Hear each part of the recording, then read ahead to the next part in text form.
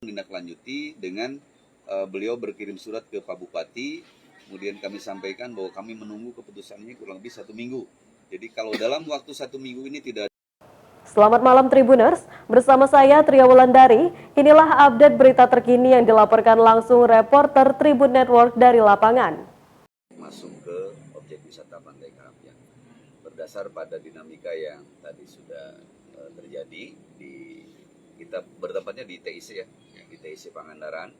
Alhamdulillah kita bisa bertemu dengan Pak Kepala Dinas Pariwisata dalam hal ini Pak Tonton dengan jajaran dalam suasana kondusif, dalam suasana yang memang persuasif. Kita bisa berdiskusi, bermusyawarah, dan ada beberapa hal yang memang perlu kita sikapi.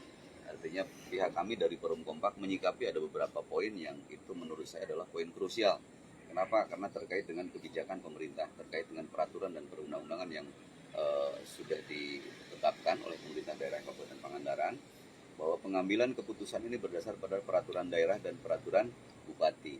Seperti yang telah kita sudah saksikan tadi, ada 10 persyaratan pemerintah daerah dalam hal ini Dinas Pariwisata kemudian bisa menaikkan retribusi, kan begitu. 10 hal ini diantaranya berarti tentang akses jalan, akomodasi, jaringan, internet, perparkiran, dan beberapa hal tadi. Kemudian ada 3 hal yang kemudian menjadi perhatian kita di Forum Kompak, yang justru itu secara terbuka, secara terang benderang sudah disampaikan. 3 hal ini yang kemudian tidak terdapat di Karapia. Salah satunya adalah pertama tentang perparkiran, kedua adalah tentang jaringan, yang ketiga adalah tentang akomodasi. Akomodasi memang secara fakta di lapangan, faktualnya itu ada penginapan. Tapi di dalam dunia pariwisata ini kan ada standarisasi. Mana yang memang layak jual kepada tamu, mana yang tidak. Dan ini yang kemudian menjadi kendala. Itu.